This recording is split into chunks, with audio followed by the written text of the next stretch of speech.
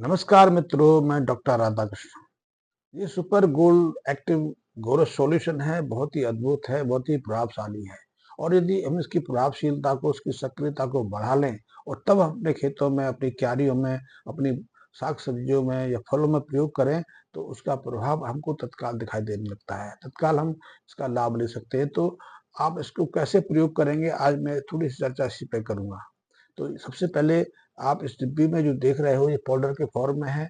आप इसको ऐसे कर सकते हैं। ये शुष्क पाउडर है।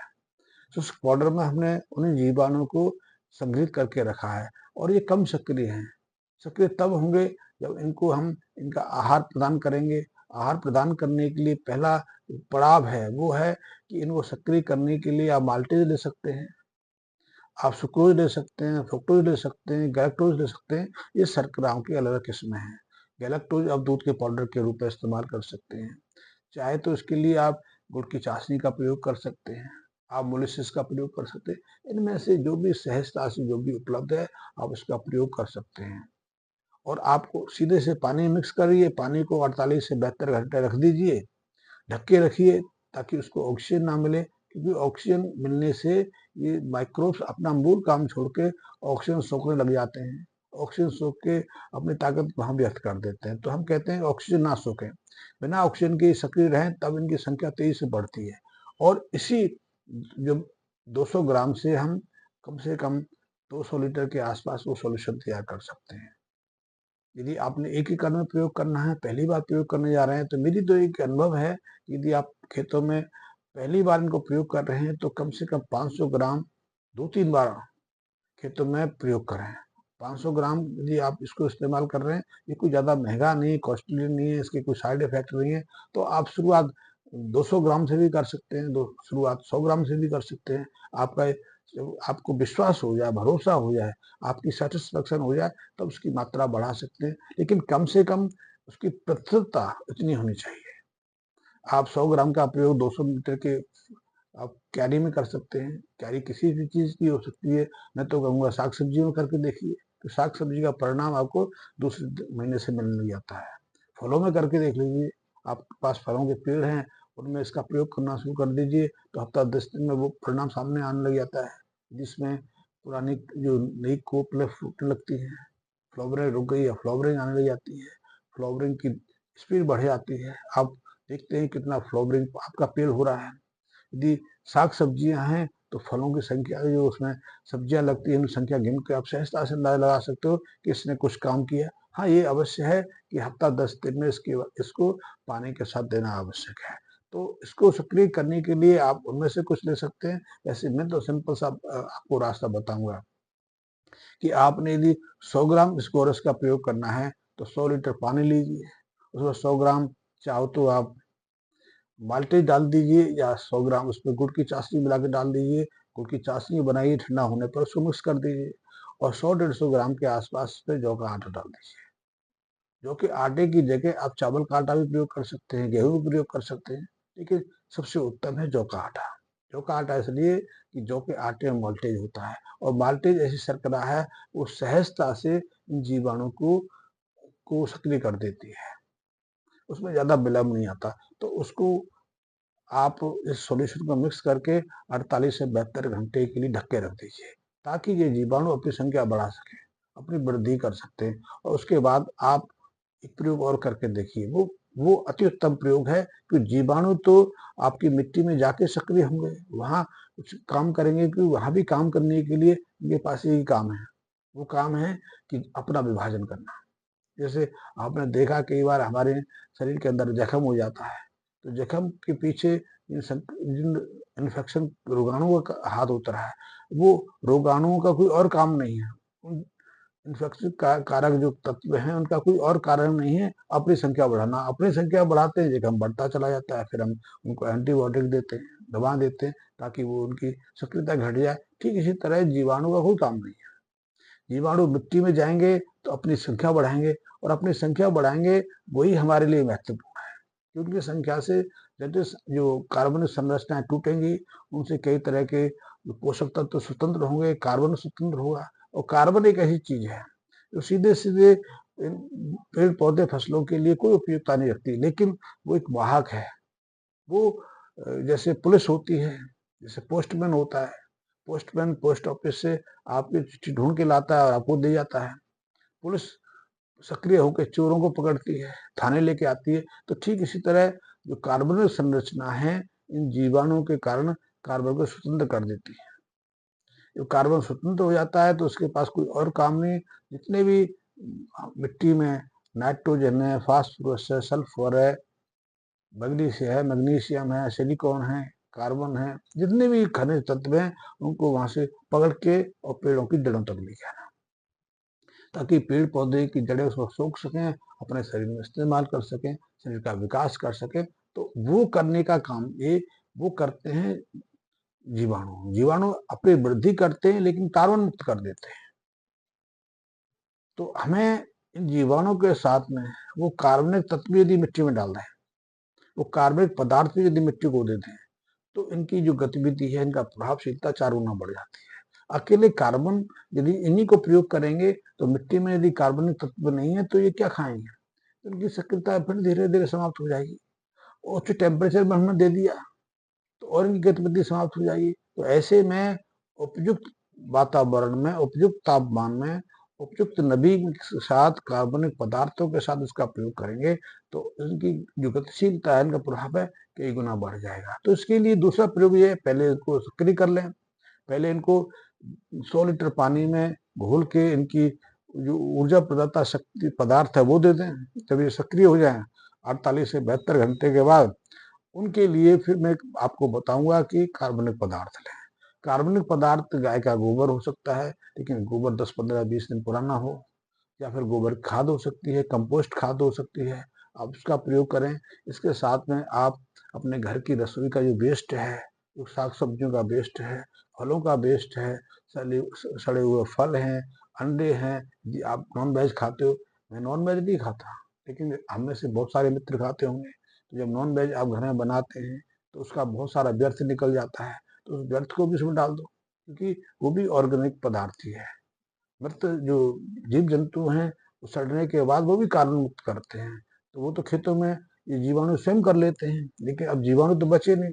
इसलिए आपके खेत में या आपके गांव में, आपके सड़कों में, गली में जो जानवर मर जाते हैं, उनकी सड़ने की क्रिया बहुत धीमी होती है, सड़ते नहीं। पहले 20-25 साल पहले तो जो पशुओं की मृत्यु होती थी, वो 1-2 दिन में उनको जीवाणु खा जाते थे।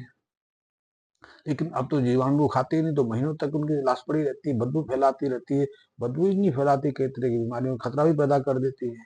तो यदि यदि आप इस इसके गाय गोबर के साथ में उन मांस आदि का जो घर में बचता है अंश, उसको भी डाल देंगे, तो इनको अपना काम करने में और तीव्रता आ जाएगी। तो आप गोबर के माध्यम से, जो रसोई के वेस्ट होते हैं उनके माध्यम से, सड़े हुए केले हो सकते हैं, फल हो सकते हैं, जितना भी व्यर्थ के पदार्थ है आप डाल सकते हैं। यदि कुछ ना मिले तो आप पशुओं का जो चारा होता है वो अब खराब हो गया है, क्योंकि हम हरा चारा लामे 2-3 दिन उसका प्रयोग ना कर पाए तो उसमें भी फंगस जैसी बीमारी लग जाती है, उसमें बदबू आने लग जाती है, कई तरह के कीड़े पड़ जाते हैं। तो आप उसका भी प्रयोग कर सकते हैं, या फिर आप खेत में हैं, आप बगीचे में हैं, गार्डन में हैं, कई तरह के खरपतवार हैं, उसका प्रयोग कर सकते हैं। आपके आसपास अनवांटेड जड़ी बूटियां हैं जो आप जिन्हें नहीं पहचानते, ना कोई जानवर खाता, उसका प्रयोग कर सकते हैं। ये सब ऑर्गेनिक पदार्थों की सोर्स है। तो उनके उनमें उसको उसके साथ मिक्स कर दीजिए, तो पूरा तो ऑर्गेनिक पदार्थ से एक एकाएक डिकम्पोज नहीं होगा, लेकिन उसके काफी अंश से डिकम्पोज है। तो आप नियमित रूप से एक रूटीन बना लीजिए कि आपने जो उसका मदर कल्चर तैयार किया है 200 लीटर 100 लीटर, उसमें से 20% 10% अंश बचा लीजिए। आपने 200 लीटर का तैयार किया है तो 20 लीटर बचा लीजिए। यदि आपने 100 लीटर तैयार किया हुआ है तो 100 लीटर बचा लीजिए, और उसमें से 90 लीटर को तो उस जो कार्बनिक व्यर्थ कह रहा हूँ, इसमें गोबर की खाद हो सकती है, रसोई घर का वेस्ट हो सकता है, उसमें मिश्रण कर दें। और जो बच गया है उसमें फिर से अब वही गुड़ की चाशनी है, या जौ का आटा है, या चावल का आटा है या मोलासिस है या माल्टेज है। और यदि माल्टेज पूरी आप नहीं डालना चाहते, गुड़ की चाशनी डालना चाहते, तो उनकी आधी आधी मात्रा कर लो। अब उसको फिर 24 से 48 घंटे रख दो और फिर उसका वही उसको रिपीट कर दो। और जो गोबर की खाद का जो लिक्विड बनता है, क्योंकि उसमें से काफी परसेंट जो हिस्सा है 24 से 48 घंटे में लिक्विड बन जाता है। आप उसको छान लो, निकाल लो, उसको खेतों में डाल दीजिए, पेड़ पौधों की जड़ों में डाल दीजिए। आप देखिए उसका क्या चमत्कार है, क्योंकि उसमें ये माइक्रोब्स तो है ही हैं, जीवाणु तो पर्याप्त संख्या में है ही है। इसके अलावा उनकी डिकम्पोजिशन से जो खनिज तत्व निकलते हैं, खनिज तत्व से नाइट्रोजन, फास्फोरस, यूरिया ही नहीं होते, कुछ और भी चीजें होती हैं। क्योंकि ऐसे में कार्बनिक पदार्थों से कई ऐसे रसायन भी पैदा होते हैं जो फसलों के लिए, पेड़ पौधों के लिए बहुत जरूरी है। कई ग्रोथ हार्मोन्स भी उसमें से निकलते हैं। और यदि आप अपना जो वीड्स खरपतवारों का प्रयोग करते हैं, तो खरपतवारों से तो बहुत तरीके के ग्रोथ हार्मोन्स भी निकलते हैं, इंसेक्टिसाइड, पेस्टिसाइड भी निकलते हैं, फाइटोसाइड्स भी निकलते हैं। ये सब आपकी फसलों के लिए बहुत उत्तम प्रभाव डालते हैं। तो आप उन सबका एक साथ प्रयोग करेंगे तो देखेंगे कि मिट्टी की जो ऑर्गेनिक संरचना है, मिट्टी की जो उपजाऊपन है, उसमें कितना बदलाव आता है। और मैं तो सबसे पहले कहता हूँ, पहले भी कई बार कहता हूँ कि आपने यदि इस गोरस का प्रयोग करना है, माइक्रोब्स का प्रयोग करना है, और इसका प्रयोग आप धैर्यतापूर्वक करना चाहते हैं, तो सबसे पहले आप अपनी मिट्टी की, खेत की मिट्टी है, उसका परीक्षण कराएं, उसकी रिपोर्ट को अपने पास रख लें।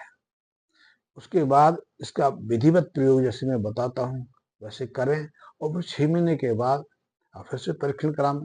फिर दोनों की कंपेरिजन देखें कि आपकी मिट्टी में ऑर्गेनिक कार्बन है, नाइट्रोजन है, फास्फोरस है, सल्फर है, पोटाशियम है, मैग्नीशियम है, इनकी जिंक है, आयरन है, इनकी मात्रा में क्या अंतर आया, पहली चीज तो देख लीजिए। दूसरी चीज ये देख लीजिए, तो आप खुद अनुभव कर लेंगे कि अब आपकी मिट्टी को, आपकी खेत की जो जमीन है, कि उसको कितनी बार सिंचाई की जरूरत पड़ रही है, अब उसमें कितनी नमी है, उसकी कठोरता में कितना बदलाव आया है, आप शुद्ध परीक्षण कर सकते हैं। तीसरी चीज, जो भी फसल आप ले रहे हैं, जो भी साग सब्जियां ले रहे हैं, फसल ले रहे हैं, अन्न उपजा रहे हैं या फलों में प्रयोग कर रहे हैं, आप उनके परिवर्तन देख लीजिए। क्योंकि आप जिन पेड़ों को, जिन साग सब्जियों का इसके माध्यम से फसल लगा रहे हो, इनके माध्यम से सींच रहे हो, और जिनको आपने अपनी परंपरागत तकनीक, चाहे उसमें केमिकल फर्टिलाइजर डाल रहे हो या जो भी डाल रहे हो, हमें कोई मतलब नहीं।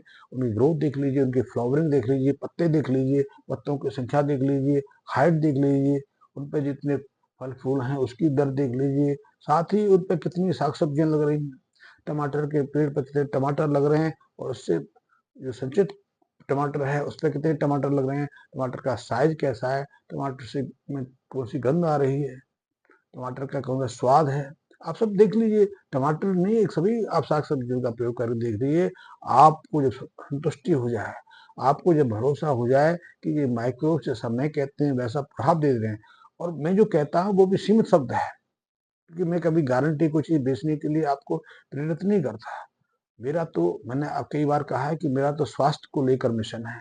मैं स्वस्थ दिखना चाहता हूँ और फिर से स्वास्थ्य को फैलाना चाहता हूँ, और इसी स्वास्थ्य की दृष्टि से मिट्टी को ठीक करना चाहता हूँ, ये मेरा उद्देश्य है। तो मैं तो कहूंगा कि जितना मैं कहता हूँ उससे ज्यादा अच्छे परिणाम आपको मिले, तो आप पकड़िए। मैं तो चाहूंगा कि आपके आसपास के मित्र इसको करें। मुझे वो कमाने के लिए मैं नहीं, मैं अपने सर्जरी में, अपनी मेडिकल फील्ड में अच्छा अच्छा भला था, लेकिन मैं संकल्प लेके निकला हूँ कि इसके माध्यम से असली मकसद तो मेरा गाय को बचाना है। क्योंकि मैं गाय के गोबर को ज्यादा प्रमोट करता हूँ कि जो गाय का गोबर, गौमूत्र हम उपयोग नहीं कर पाते हैं, उसका इसके माध्यम से उपयोग करें, मिट्टी की संरचना को बदलें, मिट्टी को स्वस्थ करें, और खेतों में जो केमिकल फर्टिलाइजर, इंसेक्टिसाइड, पेस्टिसाइड हम अनवांटेड क्वांटिटी में यूज कर रहे हैं, उसकी जो मात्रा घटे, हम स्वस्थ हों, पृथ्वी स्वस्थ हो, समाज स्वस्थ हो, और इसका सीधा असर होगा किसानों को, क्योंकि उनका खर्चा घटेगा। तो ये थोड़ी सी जानकारी मैंने आपको इस गोरस के, इस गोबर के संसद पर दी है। शायद आपके डाउट कुछ दूर हुए होंगे, आगे भी इसकी चर्चा करते रहेंगे, और यदि आपके मन में कोई शंका है तो निसंकोच मुझे सूचित कर सकते हैं। धन्यवाद मित्रों।